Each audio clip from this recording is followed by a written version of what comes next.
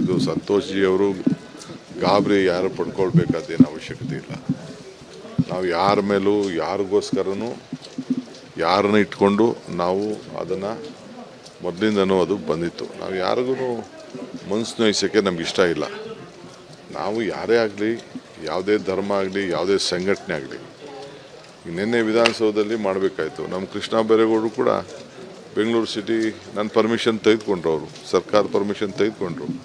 ಹಬ್ಬ freedom March, freedom ಹಬ್ಬ ಮಾಡ್ದೋ, ಇನ್ನೇನೇನೋ ಹಬ್ಬಗಳು ಮಾಡ್ತಾರೆ. ನಮ್ಮ ಸರ್ಕಾರದಕ್ಕೆ ಮಾಹಿತಿಗೆ ಬಂದರೆ, ಪರ್ಮಿಷನ್ಗೆ ಬಂದರೆ ಖಂಡಿತ ಅದಕ್ಕೆಲ್ಲ ಏನೇನು ಪರ್ಮಿಷನ್ ಕೊಡಬೇಕು ಖಂಡಿತ ನಾವು ಕೊಡ್ತೇವೆ. ಸಿಬ್ಬಂದಿಗಳನ್ನು ಏರ್ಪಾಟ್ ಮಾಡ್ತೇವೆ. ಸೊ ಯಾರು ಗಾಬರಿ ಪಡ್ಕೊಳ್ಬೇಕು. ಈ ರಾಜ್ಯದ ಎಲ್ಲರೂ ಕೂಡ ಅವ್ರವ್ರ ಇಚ್ಛೆಯಂತೆ ಕಾನೂನು ಚೌಕಟ್ಟಿನಲ್ಲೇ ನಾವೆಲ್ಲ ಸೇರಿ ಕೆಲಸ ಮಾಡಬೇಕಾಗ್ತದೆ. ಅದರಿಂದ ಯಾರು BJPಯವರು ತೊಂದರೆ ಮಾಡ್ಕೊಳ್ಳೋದು ಬೇಡ, ಕಾಂಗ್ರೆಸ್ ಅವರು ಮಾಡ್ಕೊಳ್ಳೋದು ಬೇಡ, ದಳದವರು ಮಾಡ್ಕೊಳ್ಳೋದು ಬೇಡ, ಯಾವ ಸಂಘಟನೆಯವರು ಮಾಡ್ಕೊಳ್ಳೋದು ಬೇಡ. ಈಗ ಅಲ್ಲಿ ನಾವು ವೋಟ್ ಚೋರಿದು ಬಂದಿತ್ತು. ವೋಟ್ ಚೋರಿಗೆ ರಾಹುಲ್ ಗಾಂಧಿಯವರು ಇಲ್ಲಿ ಬಂದಿದ್ದರು, ಮಲ್ಲಿಕಾರ್ಜುನ್ ಖರ್ಗೆ ಅವರು ಬಂದಿದ್ದರು. ಸೊ ಆಗ ನಾವು ಫ್ರೀಡಮ್ ಪಾರ್ಕಿಂದ ಇದಕ್ಕೆ ಎಲೆಕ್ಷನ್ ಕಮಿಷನ್ಗೆ ಹೋಗಿ ಒಂದು ಅರ್ಜಿ ಮಾಡಬೇಕಾಯ್ತು. ಬರೀ 100 ಮೀಟ್ರ್ ಇತ್ತು, 100-150 ಮೀಟ್ರಿಗೆ ಅದಿತ್ತು.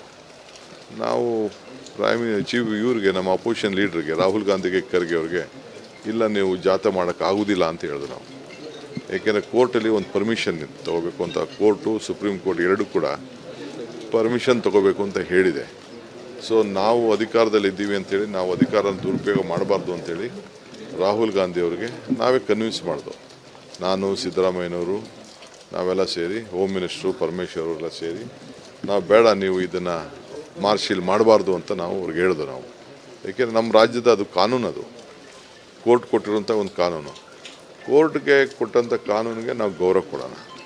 ಸೊ ಇದು ಸಂತೋಷ್ ಜಿ ಅವರು ಗಾಬರಿ ಯಾರು ಪಡ್ಕೊಳ್ಬೇಕಾದೇನು ಅವಶ್ಯಕತೆ ಇಲ್ಲ.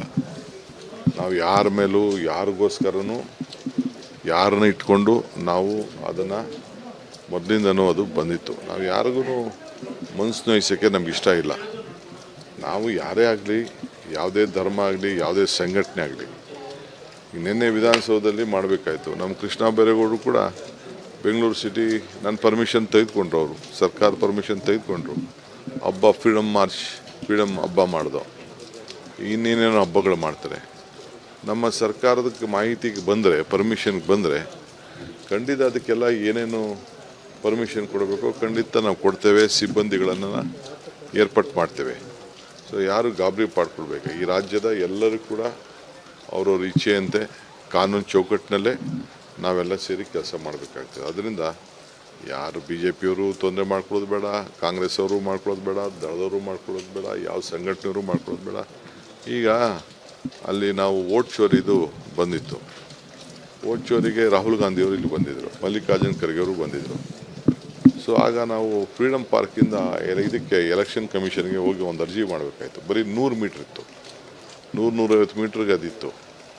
ನಾವು ಚೀಫ್ ಇವ್ರಿಗೆ, ನಮ್ಮ ಅಪೋಸಿಷನ್ ಲೀಡ್ರಿಗೆ, ರಾಹುಲ್ ಗಾಂಧಿಗೆ, ಖರ್ಗೆ ಅವ್ರಿಗೆ, ಇಲ್ಲ ನೀವು ಜಾಥಾ ಮಾಡೋಕ್ಕಾಗೋದಿಲ್ಲ ಅಂತ ಹೇಳಿದ್ರು ನಾವು. ಏಕೆಂದರೆ ಕೋರ್ಟಲ್ಲಿ ಒಂದು ಪರ್ಮಿಷನ್ ತೊಗೋಬೇಕು ಅಂತ, ಕೋರ್ಟು ಸುಪ್ರೀಂ ಕೋರ್ಟ್ ಎರಡೂ ಕೂಡ ಪರ್ಮಿಷನ್ ತೊಗೋಬೇಕು ಅಂತ ಹೇಳಿದೆ. ಸೊ ನಾವು ಅಧಿಕಾರದಲ್ಲಿ ಇದ್ದೀವಿ ಅಂತೇಳಿ ನಾವು ಅಧಿಕಾರನ ದುರುಪಯೋಗ ಮಾಡಬಾರ್ದು ಅಂತೇಳಿ ರಾಹುಲ್ ಗಾಂಧಿಯವ್ರಿಗೆ ನಾವೇ ಕನ್ವಿನ್ಸ್ ಮಾಡಿದೋ.